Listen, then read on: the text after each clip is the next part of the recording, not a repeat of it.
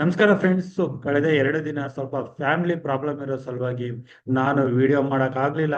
So ಇವತ್ತಿನ ಈ ವಿಡಿಯೋದಲ್ಲಿ ನಾವು 29th ಜುಲೈ ಸೆನ್ಸೆಕ್ಸ್ ಎಕ್ಸ್ಪೈರಿನಲ್ಲಿ ಮೂಮೆಂಟಮ್ ಹೇಗೆ ಬಂತು, ಹಾಗೂ 30th ಜುಲೈ ಅಂದ್ರೆ ಇದು 31st ಜುಲೈ ಮಂತ್ಲಿ ಎಕ್ಸ್ಪೈರಿ ಇದೆ. ಸೊ ಮಂತ್ಲಿ ಎಕ್ಸ್ಪೈರಿಗಿಂತ ಮುಂಚೆ Nifty, bank Nifty, select mid cap Nifty ಜೊತೆಗೆ ಫೈನಾನ್ಸ್ ನಿಫ್ಟಿ ಎಕ್ಸ್ಪೈರಿ ಕೂಡ ಇರೋ ಸಲುವಾಗಿ, ಅದಲ್ಲದೆ ಎಲ್ಲ ಎಫ್ ಅಂಡ್ ಸ್ಟಾಕ್ಗಳ ಮುಂಚೆ ಎಕ್ಸ್ಪೈರಿ ಕೂಡ ಇರುತ್ತೆ. ಸೊ ಹಾಗಾಗಿ ನಾವು ಈ ಇಂಪಾರ್ಟೆಂಟ್ 4 ಇಂಡೆಕ್ಸ್ಗಳ ಅನಲೈಸಿಸ್ನ ಈ ವಿಡಿಯೋದಲ್ಲಿ ಮಾಡ್ತೀನಿ. ಇವತ್ತಲ್ಲದೆ ನಾಳೆ ಮಂತ್ಲಿ ಎಕ್ಸ್ಪೈರಿನಲ್ಲೂ ಎಲ್ಲ ಇಂಡೆಕ್ಸಸ್ಗಳ ಅನಲೈಸಿಸ್ ಮಾಡ್ತೀನಿ. ಸೊ ಈಗ ನಾವು ಸೆನ್ಸೆಕ್ಸ್ ಎಕ್ಸ್ಪೈರಿ ಮೂಮೆಂಟಮ್ ಹೇಗಿತ್ತು ಅಂತ ನೋಡೋದಾದ್ರೆ, ಇವತ್ತಿನ ದಿನ ಸೆನ್ಸೆಕ್ಸ್ ಅಲ್ಲದೆ ನಮ್ಮ ಎಲ್ಲ ಇಂಡೆಕ್ಸಸ್ ಅಲ್ಲೂ ಗ್ಯಾಪ್ ಡೌನ್ ಓಪನಿಂಗ್ ನ ನೋಡಿದ್ವಿ. ಸೊ ಗ್ಯಾಪ್ ಡೌನ್ ಓಪನಿಂಗ್ ನಂತರನೇ ಇಮಿಡಿಯೇಟ್ ಆಗಿ ಮಾರ್ಕೆಟ್ ಅಲ್ಲಿ ಸಪೋರ್ಟ್ ಇತ್ತು.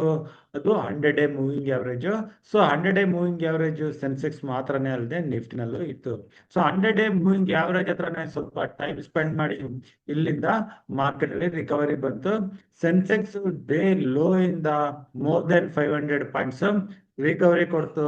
ಅದೇ ನಿಫ್ಟಿ ಡೇ ಲೋ ಇಂದ ಮೋರ್ ದೆನ್ 200 ಪಾಯಿಂಟ್ಸ್ ರಿಕವರಿನ ಕೊಡ್ತು.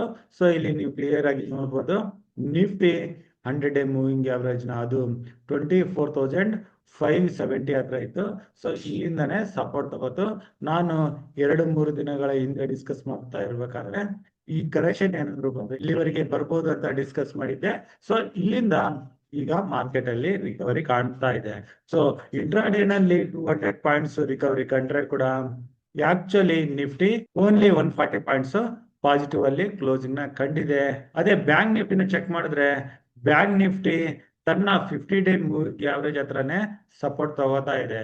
ಬ್ಯಾಂಕ್ ನಿಫ್ಟಿಯ 100-day ಮೂವಿಂಗ್ ಆವರೇಜ್ ಈಗಿನ ಲೆವೆಲ್ ಇಂದ 1500 ಪಾಯಿಂಟ್ಸ್ ದೂರದಲ್ಲಿದೆ. ಇನ್ನು 50-day ಮೂವಿಂಗ್ ಆವರೇಜ್ ಹತ್ರನೇ ಬ್ಯಾಂಕ್ ನಿಫ್ಟಿ ಸಪೋರ್ಟ್ ಈಗ ತೆಗೆದುಕೊಂಡಿದೆ. ಬ್ಯಾಂಕ್ ನಿಫ್ಟಿ ಅಲ್ಲದೆ ನಾವು ಸೆಲೆಕ್ಟ್ ಮಿಡ್ ಕ್ಯಾಪ್ ನಿಫ್ಟಿನ ನೋಡಿದ್ರೆ, ಸೆಲೆಕ್ಟ್ ಮಿಡ್ ಕ್ಯಾಪ್ ನಿಫ್ಟಿ ಕೂಡ ಇಲ್ಲಿ 50-day ಮೂವಿಂಗ್ ಆವರೇಜ್ ಕೆಳಗಡೆ ನಿನ್ನೆ ದಿನ ಸತತವಾಗಿ ಟ್ರೇಡ್ ಆಗಿ ಕೆಳಗಡೆನೆ ಕ್ಲೋಸ್ ಆಗಿತ್ತು. ಸೊ ಇವತ್ತಿನ ದಿನ ಇಲ್ಲಿ ಕೂಡ ಒಂದು ರಿಕವರಿ ಅಲ್ಲದೆ ಸೈಕಾಲಜಿಕಲ್ ಲೆವೆಲ್ 13,000 ಮೇಲೆ ಬಂದು select mid cap Nifty closing ನ ಕಂಡಿದೆ. ಇನ್ನು ಫೈನಾನ್ಸ್ ನಿಫ್ಟಿ ನಾನು ನೋಡಿದ್ರೆ, ಫೈನಾನ್ಸ್ ನಿಫ್ಟಿ ಕೂಡ ತನ್ನ 50-day ಮೂವಿಂಗ್ ಆವರೇಜ್ ಹತ್ರದಲ್ಲೇ ಕನ್ಸಲ್ಟೇಷನ್ ಆಗಿ ಸಪೋರ್ಟ್ ತಗೊಂಡು ರಿಕವರಿ ಕೊಟ್ಟಿದೆ. ಸೊ ಇಲ್ಲಿಂದ ನಮ್ಮ ಇತರ ಪ್ಯಾರಾಮೀಟರ್ ಗಳ ಬಗ್ಗೆ ಚೆಕ್ ಮಾಡ್ಬೇಕು ಅಂತಂದ್ರೆ, ಇಂಡಿಯಾ ವೋಲಟಿಲಿಟಿ ಇಂಡೆಕ್ಸ್, ಇಂಡಿಯಾ ವಿಕ್ಸ್, ನಮ್ಮ ಮಾರ್ಕೆಟ್ ನ ಫಿಯರ್ ಇಂಡೆಕ್ಸ್ ಅಂತ ಏನ್ ಕರಿತೀವಿ, ಇದು ನಿನ್ನೆ ದಿನ 12 ಮೇಲೆ ಹೋಗಿತ್ತು. ಇವತ್ತಿನ ದಿನ ಹಾಗೇನ ಅಲ್ಲಿಂದ ಕಡಿಮೆ ಆಗ್ತಾ ಈಗ 11.52 ಹತ್ರ ಬಂದಿದೆ. ಇನ್ನು ಬ್ರೆಡ್ ಕ್ರೂಡ್ ಆಯಿಲ್ 70 ಹತ್ರ ಇದೆ. ಏನಾದ್ರೂ ಹೆಚ್ಚಾಗ್ತಾ ಹೋದ್ರೆ ಗ್ಲೋಬಲ್ ಮಾರ್ಕೆಟ್ ಅಲ್ಲಿ ಕರೆಕ್ಷನ್ ಬಂದ್ರೆ ಅದ್ರ ಇಂಪ್ಯಾಕ್ಟ್ ನಾವು ಇಂಡಿಯನ್ ಮಾರ್ಕೆಟ್ ಅಲ್ಲಿ ನೋಡ್ತೀವಿ. ಇನ್ನು ನಮ್ಮ rupee value against US dollar 86.8 ಹತ್ರ ಇದೆ. ಸೊ ಇದು ಕೂಡ ಹೆಚ್ಚಾಗ್ತಾ ಹೋದ್ರೆ ಅದು ಇಂಡಿಯನ್ ಮಾರ್ಕೆಟ್ಗೆ ನೆಗೆಟಿವ್ ಚಾನ್ಸಸ್ ಹೆಚ್ಚಾಗಿರುತ್ತೆ. ಇನ್ನು US ಡಾಲರ್ ಇಂಡೆಕ್ಸ್ ಇದು ಸತತವಾಗಿ 2 ದಿನದಿಂದ ಹೆಚ್ಚಾಗ್ತಾ ಇದೆ. ಕಳೆದ ದಿನಗಳಲ್ಲಿ ಇದು ಲೋವರ್ ಲೆವೆಲ್ ಅದು 97 ಹತ್ರ ಬಂದು ಅದೇ ಲೆವೆಲ್ ಅಲ್ಲಿ ಇತ್ತು. ಈಗ ಕಳೆದ 2-3 ದಿನದಿಂದ ಇದು ಹೆಚ್ಚಾಗ್ತಾ 99.07 ಹತ್ರ ಇದೆ. ಸೊ ಇದು ಹೆಚ್ಚಾಗ್ತಾ ಸ್ವಲ್ಪ ಈಕ್ವಿಟಿ ಮಾರ್ಕೆಟ್ಗೆ ನೆಗೆಟಿವ್ ಆಗಿ ಇರುತ್ತೆ ಅಂತ ಹೇಳ್ಬೋದು. ಇನ್ನು US ನ 10-year ಬಾಂಡ್ ಮಾತ್ರ ನ್ಯೂಟ್ರಲ್ ಆಗಿದೆ. ಕಳೆದ 2-3 ದಿನದಿಂದ ಸೈಡ್ ವೇಸ್ ಅಲ್ಲಿ ಇದೆ. ಇಲ್ಲಿಂದ ಯಾವುದೇ ಅಷ್ಟು ನೆಗೆಟಿವ್ ಇಂಪ್ಯಾಕ್ಟ್ ನಮಗೆ ಕಾಣಿಸ್ತಾ ಇಲ್ಲ. ಇನ್ನು US ಮಾರ್ಕೆಟ್ ಕಡೆ ಚೆಕ್ ಮಾಡಿದ್ರೆ, US ನ Dow Jones futures 10-day moving average ಮೇಲೆ ಸತತವಾಗಿ ಟ್ರೇಡ್ ಮಾಡ್ತಾ ಇದೆ. ಇನ್ನು US ನ IT ಇಂಡೆಕ್ಸ್ ನಾಸ್ಡಾಕ್ ಇದು ಎವ್ರಿ ಡೇ ಹೈಯರ್ ಲೆವೆಲ್ ಹಾಗೂ ಲೈಫ್ ಹೈ ಮೇಲೆ ಹೋಗ್ತಾ ಇದೆ. ಸೊ US ಕಡೆಯಿಂದ ಎಲ್ಲ ಪಾಸಿಟಿವ್ ಆಗಿ ಕಾಣಿಸ್ತಾ ಇದೆ. ಇನ್ನು ಜಪಾನ್ ನಿಕ್ಕೆ ನಲ್ಲಿ ನೋಡಿದ್ರೆ, ಇಲ್ಲಿ ಜಪಾನ್ ನಿಕ್ಕೆ US ಟ್ರೇಡ್ ಡೀಲ್ ನಂತರ ಇದರಲ್ಲಿ ಒಂದು ಒಳ್ಳೆ ಮೂಮೆಂಟಮ್ ಬಂದಿತ್ತು. 4% ಅದಾದ್ಮೇಲೆ ನೆಕ್ಸ್ಟ್ ಡೇ ಕೂಡ ಮೂಮೆಂಟಮ್ ಬಂದಿತ್ತು. ಆದ್ರೆ ಇಲ್ಲಿ 24 ಜುಲೈ ಇಂದ ಹಾಗೇನೆ ಇಲ್ಲಿ ಪ್ರಾಫಿಟ್ ಬುಕಿಂಗ್ ಬರ್ತಾ ಇದೆ. ಆದ್ರೆ ಇದು ಈಗ 10-day ಮೂವಿಂಗ್ ಆವರೇಜ್ ಹತ್ರ ಸಪೋರ್ಟ್ ತಗೋತಾ ಇದೆ. ನೆಕ್ಸ್ಟ್ ಬಂದು UK ಮಾರ್ಕೆಟ್ಗೆ ಬಂದ್ರೆ, UK ಡಾಕ್ಸ್ ಇದರಲ್ಲಿ ನಾವು ಜುಲೈ ಮಂತ್ ಇಂದಾನೆ ನೋಡ್ತಾ ಬಂದ್ರೆ ಒಂದು ಸೈಡ್ ವೇ ಸೆಷನ್ ಒಂದು ರೇಂಜ್ ಅಲ್ಲೇ ಇದು ಕೂಡ ಟ್ರೇಡ್ ಆಗ್ತಾ ಇದೆ. ಸೊ ಇದರಲ್ಲೂ ಕೂಡ ಬ್ರೇಕ್ಔಟ್ ಅಥವಾ ಬ್ರೇಕ್ ಡೌನ್ ಬಂದ್ರೆ ಅದ್ರ ಮೂಮೆಂಟಮ್ ಹೇಗಿರುತ್ತೆ ಅಂತ ನಾವು ನೋಡ್ಬೇಕಾಗುತ್ತೆ. ಸೊ ಈ ಗ್ಲೋಬಲ್ ಮಾರ್ಕೆಟ್ ಹಾಗೂ ಪ್ಯಾರಾಮೀಟರ್ಸ್ ಗಳನ್ನ ನೋಡ್ತಾ ಇದ್ರೆ ನಮಗೆ ಟೋಟಲ್ ಆಗಿ ಮಿಕ್ಸ್ಡ್ ಒಪಿನಿಯನ್ ಸಿಗ್ತಾ ಇದೆ. ಸೊ ಅದಕ್ಕೆ ತಕ್ಕಂಗೆ ನಾವು ಪೊಸಿಷನ್ ತೊಗೊಳಕ್ಕೆ ನೋಡ್ಬೇಕಾಗುತ್ತೆ. ಇನ್ನು ಇವತ್ತಿನ ದಿನದ ಮಾರ್ಕೆಟ್ ಕ್ಲೋಸಿಂಗ್ ಅಲ್ಲಿ ನಾವು ನಿಫ್ಟಿ ವೇಟೇಜ್ ಅಲ್ಲಿ ಚೆಕ್ ಮಾಡಿದ್ರೆ ಇಲ್ಲಿ Reliance, HDFC bank, L&T, Bharti Airtel, Tata Motors ಇವುಗಳ ಕಡೆಯಿಂದ ಒಳ್ಳೆ ಪಾಸಿಟಿವ್ ಮೂಮೆಂಟಮ್ ಇದ್ದು ಟೋಟಲ್ ಆಗಿ out of 50 stocks 37 stocks positive ಅಲ್ಲಿ ಕ್ಲೋಸ್ ಆದ್ರೆ ನೆಗೆಟಿವ್ ಅಲ್ಲಿ 13 ಸ್ಟಾಕ್ಸ್ ಕ್ಲೋಸ್ ಆಗಿದಾವೆ. ಅದರಲ್ಲಿ ಮೇನ್ ಲೂಸರ್ ಬಂದು Axis bank, TCS, ICICI, ITC ಆಗಿರ್ತವೆ. ಇನ್ನು ಇವತ್ತಿನ ದಿನದ ಕ್ಲೋಸಿಂಗ್ ನಂತರ ನಾವು ಚೆಕ್ ಮಾಡಿದಾಗ ತಿಳಿದು ಬಂದಿತ್ತು ಇಲ್ಲಿ HDFC ಬ್ಯಾಂಕ್ ಹೊಸ ಲೈಫ್ ಟೈಮ್ ಹೈನ ಮಾಡಿದೆ ಅಂತ 2000 ಮೇಲೆ ಸಕ್ಸಸ್ಫುಲ್ ಆಗಿ ಇಲ್ಲಿ ಕ್ಲೋಸಿಂಗ್ ನ ಕಂಡಿದೆ. ಇದರ ನಾನು 1 ಇಯರ್ ಚಾರ್ಟ್ ನ ಇಲ್ಲಿ ತೋರಿಸಿದ್ರೆ 1 ಇಯರ್ ಚಾರ್ಟ್ ನಾನು ಇಲ್ಲಿ ನೋಡಿದ್ರೆ 26% ರಿಟರ್ನ್ HDFC ಬ್ಯಾಂಕ್ ಕೊಟ್ಟಿದೆ. ಇನ್ನು HDFC ಬ್ಯಾಂಕ್ ಮೂಮೆಂಟಮ್ ಹೀಗಿತ್ತು ಅಂತಂದ್ರೆ ನಾವು ರಿಲಯನ್ಸ್ ಇಂದ ಚೆಕ್ ಮಾಡಿದ್ರೆ ರಿಲಯನ್ಸ್ 1 ಇಯರ್ ಚಾರ್ಟ್ ನಾವು ಇಲ್ಲಿ ನೋಡಿದ್ರೆ ರಿಲಯನ್ಸ್ 1 ಇಯರ್ ರಿಟರ್ನ್ ಬಂದು ನೆಗೆಟಿವ್ ಆಗಿದೆ 6.81% ಅಷ್ಟು. ಆದ್ರೆ ಇವತ್ತಿನ ದಿನ ರಿಲಯನ್ಸ್ ಅಲ್ಲಿ ಕೂಡ ಮೋರ್ ದೆನ್ 2% ರಿಟರ್ನ್ ಬಂದಿತ್ತು. ಅದೇ ನಾವು IT ದಿಗ್ಗಜ ಕಂಪನಿ TCS ಅಲ್ಲಿ ಚೆಕ್ ಮಾಡಿದ್ರೆ TCS ಇವತ್ತಿನ ದಿನ ನೆಗೆಟಿವ್ ಕ್ಲೋಸಿಂಗ್ ಅಲ್ಲದೆ ನಾವು ಇದನ್ನ ಏನಾದ್ರು 1 ಇಯರ್ ಮೂಮೆಂಟಮ್ ನ ನೋಡಿದ್ರೆ TCS ಅಲ್ಲಿ ಮೋರ್ ದೆನ್ 30% ಕರೆಕ್ಷನ್ ಬಂದಿದೆ. TCS ಅಲ್ಲದೆ ಲಾರ್ಜ್ IT ಕಂಪ್ನಿಗಳಲ್ಲಿ ಯಾವ್ದ್ರಲ್ಲೂ ಅಷ್ಟು ಪಾಸಿಟಿವ್ ಮೂಮೆಂಟಮ್ ಮಾರ್ಕೆಟ್ ಈಗ ತೋರಿಸ್ತಾ ಇಲ್ಲ. ಸೊ ಇದ್ರ ಕ್ಲೂನ ಕೂಡ ಇಟ್ಕೊಂಡು ನಾವು ಪೊಸಿಷನ್ ತೊಗೊಳಕ್ಕೆ ನೋಡ್ಬೋದು. ಇನ್ನು FIS ಡೇಟಾನ ನಾವು ಇಲ್ಲಿ ಚೆಕ್ ಮಾಡಿದ್ರೆ FIS ಇವತ್ತಿನ ದಿನ ಅಗೇನ್ 4000 crores ಅಷ್ಟು ಕ್ಯಾಶ್ ಅಲ್ಲಿ ಸೆಲ್ ಮಾಡಿದ್ದಾರೆ. ಅವ್ರಿಗೆ ಅಪೋಸಿಟ್ ಆಗಿ DIS 6000 ಕ್ಯಾಶ್ ಅಲ್ಲಿ ಬೈ ಮಾಡಿದ್ದಾರೆ. ಇದೇ ಡೇಟಾನ ನಾನು ಮನಿ ಕಂಟ್ರೋಲ್ ಅಲ್ಲಿ ಬಂದು ಚೆಕ್ ಮಾಡಿದ್ರೆ ಇಲ್ಲಿ ನಮಗೆ 29th ಇನ್ನು ಮನಿ ಕಂಟ್ರೋಲ್ ಅಲ್ಲಿ ಅಪ್ಡೇಟ್ ಆಗಿಲ್ಲ. ಅದೇ ನಾವು ಇತರ ದಿನಗಳ ಡೇಟಾನ ನೋಡಿದ್ರೆ FIS ಸತತವಾಗಿ ಇಂಡಿಯನ್ ಮಾರ್ಕೆಟ್ ಅಲ್ಲಿ ನೆಗೆಟಿವ್ ಆಗಿರೋದು ನಮಗೆ ಕಂಡು ಬರ್ತಾ ಇದೆ. DIS ಮಾತ್ರ ಪಾಸಿಟಿವ್ ಆಗಿ ಇದ್ದಾರೆ.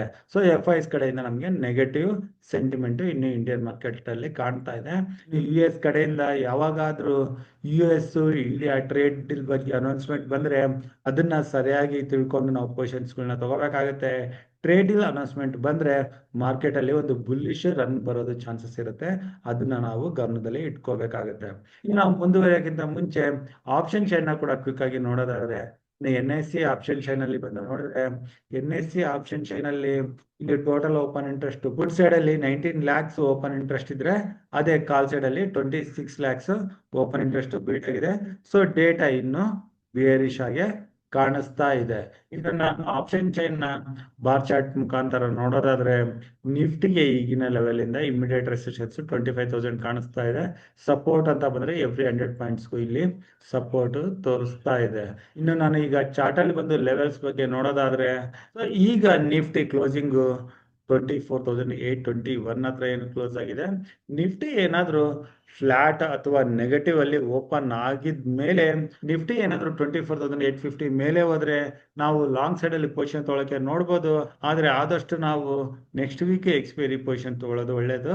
ಮಾರ್ಕೆಟ್ ಸೈಡ್ ವೇಸ್ ಹೋದ್ರೆ ಕೂಡ ಅಷ್ಟೇನು ಪ್ರಿವೆಂಟಿಗೆ ಇರೋದಿಲ್ಲ. ಇನ್ನು ಮೂಮೆಂಟಮ್ ಕಂಟಿನ್ಯೂ ಆದ್ರೆ 24,900 ಇಂದ 950 ಇದು ಕನ್ಸಿಸ್ಟೆಂಟ್ ಲೆವೆಲ್ ಇರುತ್ತೆ. ಇಲ್ಲಿ ಬರ್ತಿದ್ದಂಗೆ ಅರೌಂಡ್ 100 ಪಾಯಿಂಟ್ಸ್ ಮೂಮೆಂಟಮ್ ಸಿಕ್ಕರೆ ಅಲ್ಲಿ ನಾವು ಪ್ರಾಫಿಟ್ ಬುಕಿಂಗ್ ಮಾಡೋಕೆ ನೋಡ್ಬೋದು. ಇನ್ನು ನಿಫ್ಟಿ ಏನಾದ್ರೂ ಇದೇ ಲೆವೆಲ್ ಇಂದ ರಿಜೆಕ್ಷನ್ ಕಂಡು 24,770 ಕೆಳಗಡೆ ಬಂದ್ರೆ ಇಲ್ಲಿ ಪುಟ್ಟು ಪೊಸಿಷನ್ ತೊಗೊಳಕ್ಕೂ ನೋಡ್ಬೋದು.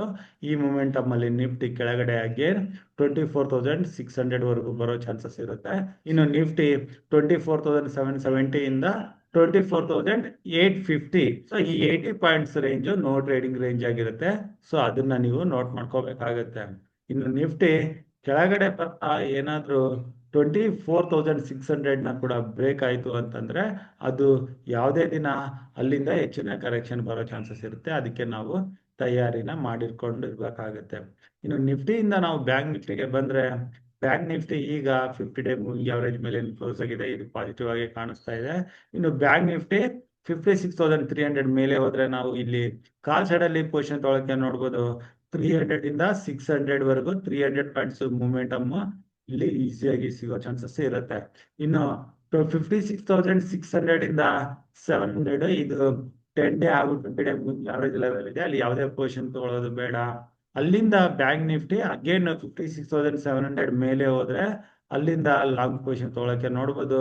ಮೂಮೆಂಟಮ್ ಕಂಟಿನ್ಯೂ ಆದ್ರೆ ತುಂಬಾ ಅಗ್ರೆಸಿವ್ ಆಗಿದ್ರೆ 57,000 ಹಾಗೂ ಟುವರ್ಡ್ಸ್ 57,300 400 ಕೂಡ ಹೋಗೋ ಚಾನ್ಸಸ್ ಇರುತ್ತೆ. ಇನ್ನು ಬಿಯರಿಶ್ ಅಂತ ಆಗೋದು ಇದು ಏನಾದ್ರು ಕೆಳಗಡೆ ಬಂದು 55,800 ಕೆಳಗಡೆ ಹೋದ್ರೆ ಮಾತ್ರ, ಇನ್ನು ಮೇಲೆ ಯಾವುದೇ ಲೆವೆಲ್ ಅಲ್ಲಿ ನಾವು ಯಾವುದೇ ಪೊಸಿಷನ್ ತಗೊಳ್ಳೋದು ಬೇಡ.